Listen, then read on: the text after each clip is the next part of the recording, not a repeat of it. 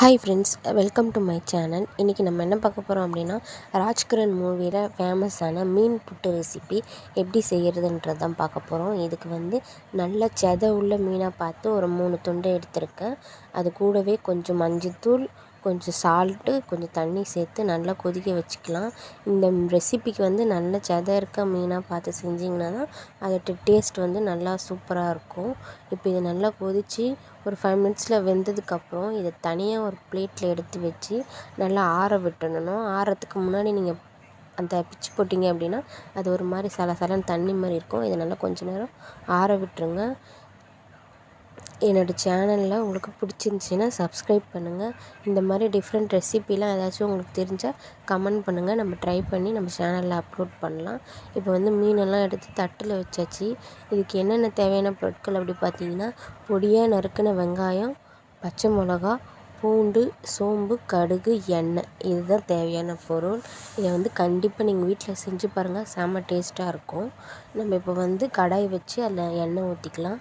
எண்ணெய் ஊற்றி காஞ்சதுக்கப்புறம் சோம்பு, கருவேப்பிலை, பூண்டு அதெல்லாம் கட் பண்ணி வச்சுருக்கேன். அதெல்லாம் நீங்கள் அதில் எண்ணெயில் சேர்த்துக்கோங்க. பச்சை மிளகாவும் போடணும்.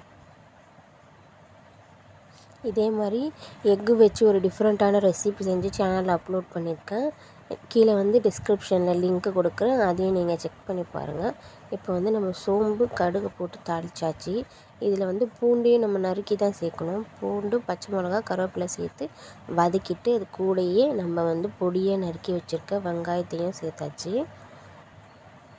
சேர்த்துட்டு நம்ம நல்லா உதுத்து வச்சுருக்க அந்த மீன் வந்து இதில் போட்டுக்கோங்க. நம்ம வந்து மீனுக்கு மட்டும்தான் உப்பு சேர்த்துருக்கோம், வெங்காயத்துக்கு சேர்க்கல. அதனால் கூடயே இதுக்கும் கொஞ்சம் உப்பு சேர்த்து நல்லா வதக்கிக்கோங்க. ஒரு 5 மினிட்ஸ் நல்லா அந்த வதக்குனிங்கன்னா உங்களுக்கு அப்பயே ஃப்ளேவர் வந்து செம்ம சூப்பராக இருக்கும்.